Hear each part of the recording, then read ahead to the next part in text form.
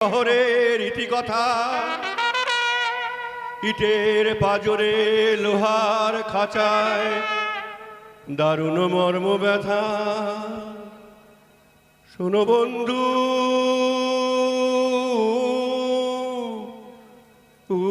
শোনো।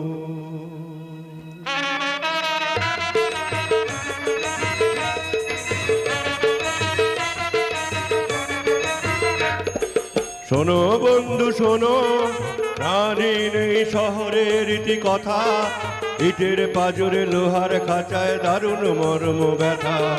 শোনো বন্ধু শোনো, প্রাণীর এই শহরের ইতি কথা, ইটের পাজরে লোহার খাঁচায় দারুণ মর্ম ব্যথা। শোনো বন্ধু শোনো, শোনো বন্ধু শোনো, শোনো বন্ধু শোনো।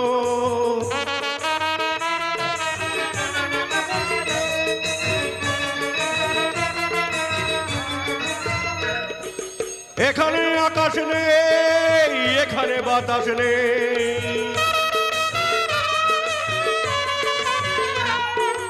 এখানে আকাশ নেই, এখানে বাতাস নেই, এখানে অন্ধ গলির নরকে মুক্তির আকুলতা। শোনো বন্ধু শোনো, প্রাণীর এই শহরের ইতি কথা, ইটের পাজরে লোহার খাঁচায় দারুণ মর্ম ব্যথা। শোনো বন্ধু শোনো, শোনো বন্ধু শোনো, শোনো বন্ধু শোনো, শোনো না একটা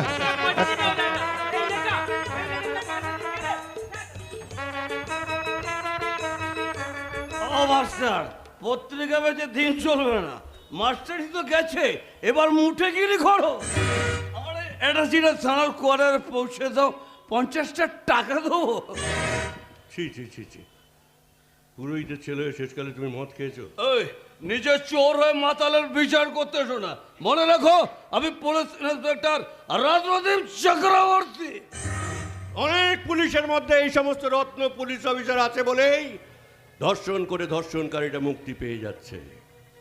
অনেক পুলিশের মধ্যে এই সমস্ত রত্ন পুলিশ অফিসার আছে বলেই চোর ডাকাত সমাজ বিরোধীরা মাথা চাগাত দিয়ে পাড়ায় পাড়ায় ঘুরে বেড়াচ্ছে। এরা জনগণের ট্যাক্সের টাকায় মায়না পায়, আবার সেই জনগণেরই ক্ষতি করে বেড়ায়। এরা সমস্ত মন্ত্রীদের কথায় ওঠে বসে, ওঠে বসে, ওঠে বসে। হোয়াট? তোমার মতো কিছু নোংরা মনের মানুষ আজ প্রশাসনের কর্তা। তোমার মতো কিছু পচা মানুষ শিক্ষাকে নিয়ে ব্যবসা করছে, রোগীদের রক্ত চুষে খাচ্ছে ডাক্তাররা। তাই তো সমাজকে সচেতন করবার জন্য আমি আমার এই সমাজ দর্পণ পত্রিকা রাস্তায় রাস্তায় ফেরি করে বেড়াচ্ছি। ও মাস্টার, তোর এই ফালতু লেখা কিনে কেউ পড়বে না। তার চেয়ে আমার এই অ্যাটাচিত থানার কোয়ার্টারে পৌঁছে দাও, কিছু টাকা পাবে। খবরদার, ওই মানুষটাকে একটা কথা বলবেন না। মাস্টার মশাইকে অপমান করে কথা বললে আমি কিন্তু আপনাকে ছেড়ে কথা বলবো না। জবা অফিসার, ভালো চান থেকে বেরিয়ে যান। আমার বোন হয়, তুই আমাকে আপনি বলছিস? একটা মাতাল দাদার বোনের পরিচয় দিতে আমি রাজি নই। আপনি একজন অফিসার, তাই আমি আপনাকে আপনি বলছি। Sir shut up! Shut up! নেহাত ওই খাকি পোশাকটা আপনার গায়ে আছে, নালে একজন মানুষকে কি করে সম্মান দিতে হয় সেটা বোন হয়ে আমি আপনাকে শিখিয়ে দিতাম। এই জবা, নিজের দাদাকে এভাবে অপমান করতে নেই। কেন করতে নেই? কুকুরের কাজ কুকুরে করেছে, কামড় দিয়েছে পায়ে, তাহলে কুকুরকে কামড়ানো সে কি মানুষের শোভা পায়? নেহাত একটু খেয়ে ফেলেছি, নাহলে আজকে আমার থানায় ঢুকিয়ে দিতাম। তবে মনে রাখো মাস্টার, আজকে আমার এই অ্যাটাচিটা বইলে না তো, তা পেটের ভাত জোগাড় করতে গেলে ওই পত্রিকা বেচে হবে না, এই কাজটা করতে হবে, নইলে নিজের ছেলের কাছে লাথি খাবে, লাথি। এদেশের জন্যে শুধু পদাঘাতই পেলাম, অবাক পৃথিবী সেলাম, সেলাম তোমার সেলাম। ছি ছি ছি ছি ছি ছি ছি, লজ্জা লজ্জা লজ্জা। যুগ যন্ত্রণার হাড়ি কাটে বলি হচ্ছে আদর্শ শিক্ষক। লিখুন লিখুন মাস্টারমশাই, আপনি আরো লিখুন। আপনার কলমের কালিতে শিক্ষা পাক এই ঘুণ ধরা সমাজ। জানি জবা, সারাদিন এই কাঠপাটা রোদ্দুরে এই কাগজ ফেরি করতে করতে যখন আমি বাড়িতে গিয়ে লণ্ঠনে লিখতে বসি, তখন আমি আমি আমি যে সমস্ত কথাগুলো লিখি সে সব কথা আশ্চর্যভাবে সত্যি হয়ে যায়। আমি লিখেছিলাম যে বিবেক ভট্টাচার্য একদিন চোর প্রতিপন্ন হবে, আমি হয়েছি। আমি লিখেছিলাম যে এই বিবেক ভট্টাচার্য একদিন জেল কাটবে, আমি খেটেছি। আমি লিখেছিলাম এই বিবেক ভট্টাচার্য একদিন রাস্তায় রাস্তায় হকারি করে বেড়াবে, আমি করছি। গতকাল রাত্রে কি লিখেছি শুনবি? এই যে বাবা, পত্রিকা নিয়ে রাস্তা রাস্তায় ঘুরলে পেট চলবে? চুরির দায় তো তোমার মাস্টারই গেছে, এবার একটা কাজ টাজ খোঁজো বাবা, নাহলে আমাদের সংসারটা চলবে কি করে?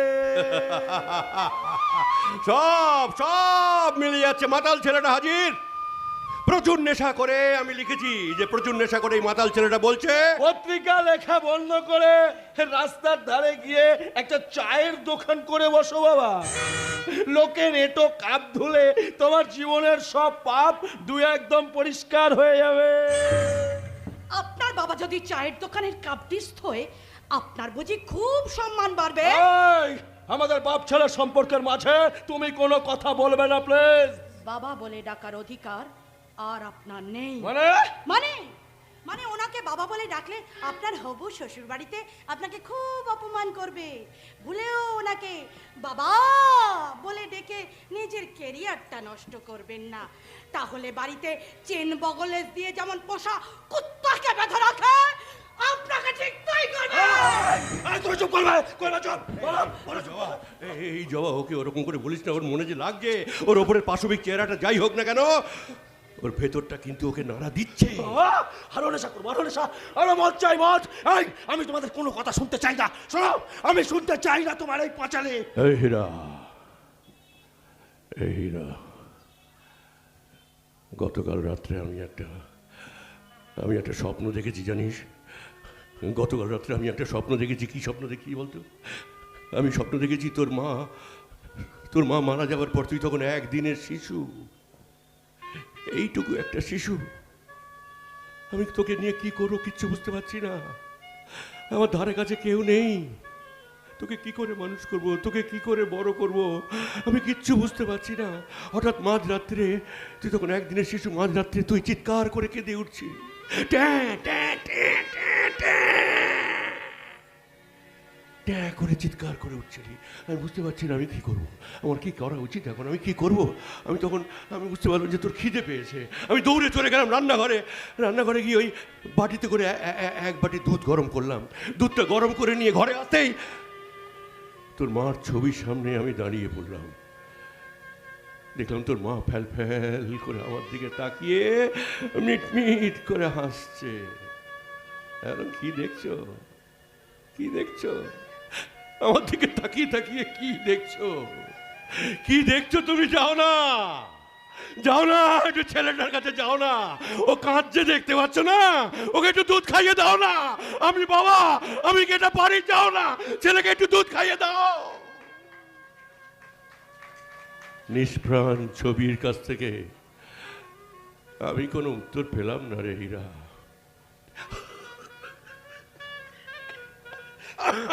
আমি কোনো উত্তর বুঝাচ্ছে।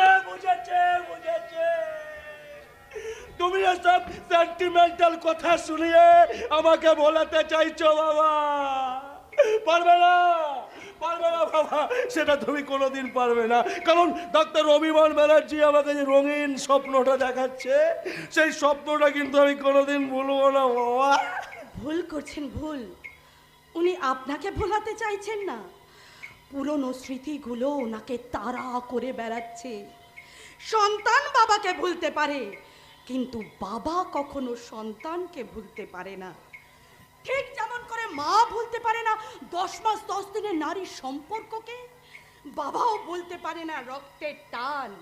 আধুনিক বিজ্ঞান প্রযুক্তি যতই উন্নত হোক না কেন, সন্তানের সঙ্গে বাবা মার সম্পর্ককে সুন্দর করে গড়ে তুলে দিতে পারে না। Understand? I think you better understand. What? Yes, এই আধুনিক যুগে ইন্টারনেটে কয়েক সেকেন্ডে আমেরিকা পৌঁছে যাওয়া যায়, কিন্তু ইন্টারনেটে একজন নারী কখনো সন্তানের জননী হতে পারে না। বাবা মার মধুর মিলনে সন্তানের জন্ম হয়, কম্পিউটার মাটিতে পড়ে ভেঙে গিয়ে যোগাযোগ বিচ্ছিন্ন হয়ে যায়। কিন্তু সন্তানের সঙ্গে বাবা মার যে মধুর সম্পর্ক, সেটা কোনোদিন বিচ্ছিন্ন হয়ে যায় না, কোনোদিন না। জ্ঞানের ঝুলে জ্ঞানের ডালি সাজিয়ে আসাচ্ছ।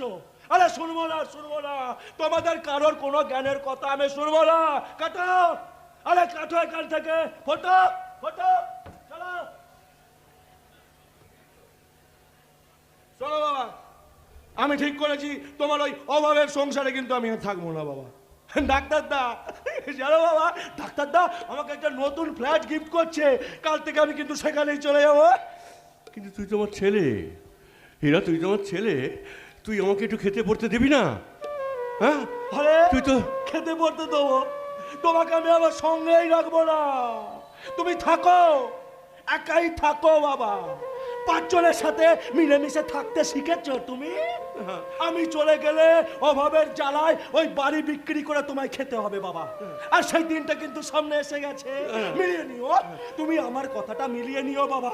একা একা পচে মরবে তুমি ওই বাড়িতে, কেউ থাকবে না তোমার পাশে, কেউ না। না না, তুই আমাকে একটু খেতে পড়তে দিবি না? তুই ব্যবসা করে অত বড় বাড়ি বানাবি, সেই বাড়িতে আমাকে একটু আশ্রয় দিবি না? ওটাই নয়, একদম তুমি ওই আশা করো না বাবা। কারণ তোমার সাথে এক বাড়িতে থেকে আমি আমার স্ট্যান্ডার্ডটা নিচে নামাতে পারবো না বাবা। তাই যত বড় বাড়ি আমি করি, সেই বাড়িতে কিন্তু তোমার ঠাঁই হবে না বাবা। কারণ আজকের দিনে কোনো বুদ্ধিমান ছেলে তার বাবা মায়ের সাথে একই বাড়িতে একই ছাদের তলায় থাকে না বাবা। হীরা, এই গতকাল রাত্রে আমি আমার খাতায় কি লিখেছি জানিস? চলে গেছো? আমি লিখেছি, মায়ের একটা ছোট্ট পেটে যমজ সন্তানের জায়গা হয়, কিন্তু সন্তানেরই সেই বড় ফ্ল্যাটে মায়েরই কোনো জায়গা হয় না। আর আমি তো তোর বাবা। কি করেছে তোর বাবা? কি করেছে? বাবার মূল্য তোর কাছে কতটুকু? সেই একদিন বয়স তোর, সেদিন থেকে তোকে আমি দেখছি। সে একদিন বয়স, সেদিন থেকে তোকে আমি আস্তে আস্তে করে মানুষ করছি। তোর খিদে পেলে আমি তোকে খাইয়েছি, তোর জামা কাপড় দিয়েছি, তোকে স্কুলে পড়িয়েছি, তোকে পড়াশোনা করিয়েছি, আস্তে আস্তে তোকে বড় করে তুলেছি। কুমোর যেমন কাঠ, খড়, মাটি, রং, তুলি দিয়ে আস্তে আস্তে একটা প্রতিমা তৈরি করে, আমিও তোকে ঠিক সেইভাবেই তৈরি করেছি। আমি সমস্ত সুখ বিসর্জন দিয়েছি, তোর যাতে কোনো অসুবিধা নয় আমি সবসময় তোর পাশে খেয়াল রেখেছি। তোর যাতে ঠান্ডা না লাগে আমি তোকে জড়িয়ে ধরেছি। আমার ঠান্ডা লাগুক, কিন্তু তোকে আমি কোনোদিন ঠান্ডা লাগাতে দেইনি। তোকে আমি এক পা করে হাঁটা শিখিয়েছি, তোকে আমি একটা করে কথা বলা শিখিয়েছি। আর সেই মুখ দিয়ে আজ বাবাকে করছে অপমান। দুদিন পরে করবে গালাগালি, বাবার সামনে সিগারেট খাবে, বাবার সামনে মদ খাবে, মনে মনে রঙিন নেশায় মত্ত হয়ে বাবাকে আরো অপমান করবে, কুকুরের মতো ফেলে রাখবে বাবাকে এই বাড়িতে। বাবা যখন খিদের জ্বালায় ছটফট করবে, এই সন্তান এনে দেবে না এক মুঠো ভাত বা রুটি। বাবা যখন ছেঁড়া জামা কাপড় পরে ঘুরে বেড়াবে, এই সন্তান এনে দেবে না একটা নতুন বস্ত্র। বাবা যখন রোগের যন্ত্রণায় ছটফট করবে, সন্তান বাবাকে নিয়ে যাবে না কোনো ডাক্তার বা কোনো হসপিটালে। বাবা যখন মরে গিয়ে বাড়িতে উঠোনে তুলসী তলায় পড়ে থাকবে, এই উপযুক্ত সন্তানের সময় হবে না মোরা বাবার দেহটাকে কাঁধে করে শ্মশানে নিয়ে গিয়ে তার মুখাগ্নি করার। না বাবা না, তোমার ঔরসজাত সন্তান বেঈমান হলেও তোমার পালিত সন্তান বলা বেঈমান নয় বাবা।